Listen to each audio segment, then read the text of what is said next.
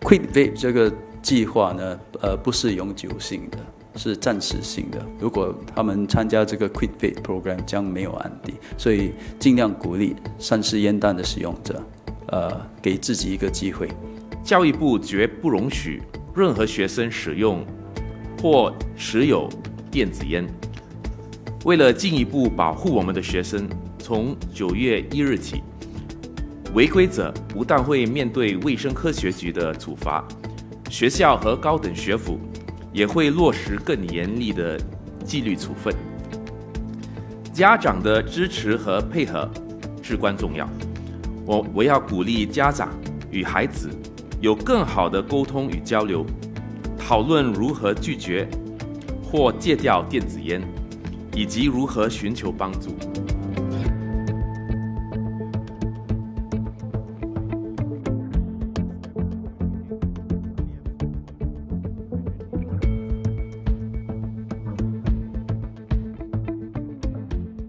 Today, vaporizers, etomidate, are dealt with under the Poisons Act.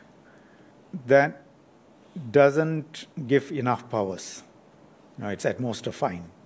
We have decided to up both the penalties and the enforcement posture. Penalties means increased penalties, DRCs, detentions, very different from fines. Rehabilitation, mandatory rehabilitation. So the way we enforce is going to be much tougher, right? Now, how does the Misuse of Drugs Act come in? It will take some time, we think 6 months for Ministry of Health. They think it will take 6 months for them to consider what is the appropriate way in which legislation can be drafted to deal with this problem. But we don't want to wait for 6 months until this enforcement posture kicks in. So we are doing the listing of etomidate under Class C, which can be done by way of subsidiary legislation by minister's signature. So I will be doing it. That can be done immediately from 1st September.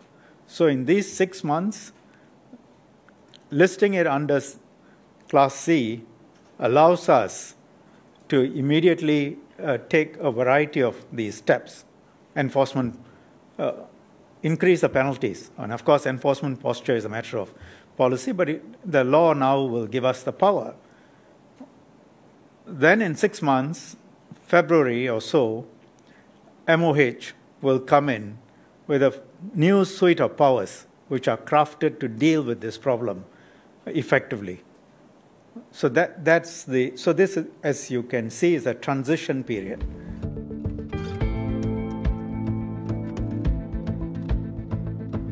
The landscape for consumption of harmful substance has changed in a very different way now.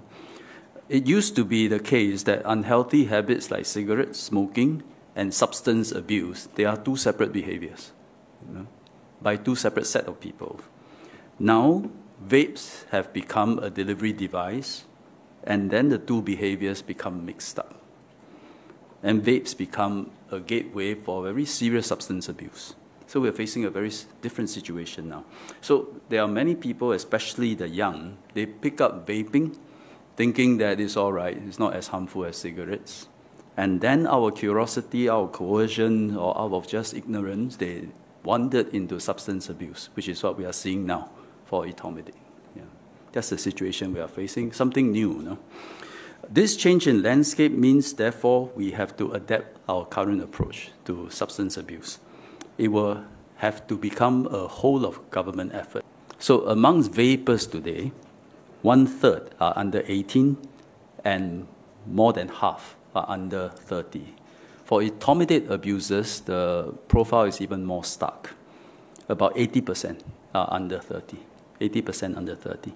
So etomidate abusers, being largely young and probably ignorant, we think are different from hardcore drug abusers, and they may be more open to giving up.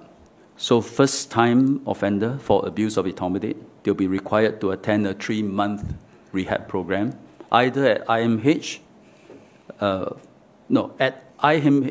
and selected social services agencies like the Singapore Anti-Narcotics Association or WeCare. Offenders are required to report weekly under the program, During the program, they will undergo individual counseling, group support, and necessary medical tests. For severe cases, the program may be extended from 3 months to 6 months. But if they refuse to attend or default on the attendance, they may be charged under Poisons Act and face imprisonment up to 2 years. We will raise the fines for vape consumption from $300 and $500 for the young and adults, respectively, to $500 and $700. I must say that the posture now is a tough one. Yeah? But as I also explained, landscape has changed. Very large number of young people involved, schooling children, future ahead of them, which could be destroyed. So let's protect them from their lives from being destroyed by vapes or etomidate vapes. At the same time, don't inadvertently also destroy a large number of lives because of very tough penalties. Give them that chance. But if they don't seize that chance, tough penalties will still come in.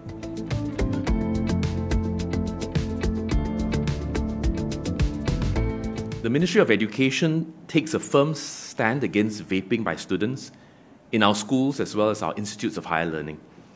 We will support the whole of government effort against vaping in two main ways. First, by enhancing education in our schools as well as outreach to parents. And second, by strengthening our enforcement in our schools and our institutes of higher learning. Schools will mete out disciplinary action, adjust the conduct grade of the student offender, and take educative and rehabilitative measures. Institutes of higher learning have disciplinary measures, which include, amongst others, withdrawal of privileges and scholarships, as well as suspension or dismissal for repeat offenders consuming etomidate.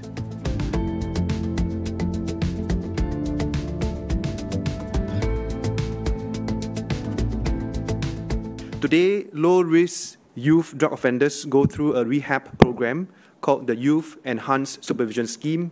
Now, this rehab program has proven to be effective thus far. Completion rate is at 94%, and 2-year recidivism rate is at a low of 9.2%.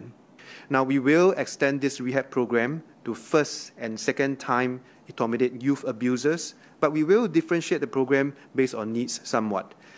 Youths that have been caught for the first time will undergo a 3-month rehab program, up to 10 intervention sessions. And youths that have been caught for a second time will undergo a 6-month rehab program with at least 16 intervention sessions, and they will also be put on HSA's supervision for 6 months to ensure that they stay drug-free.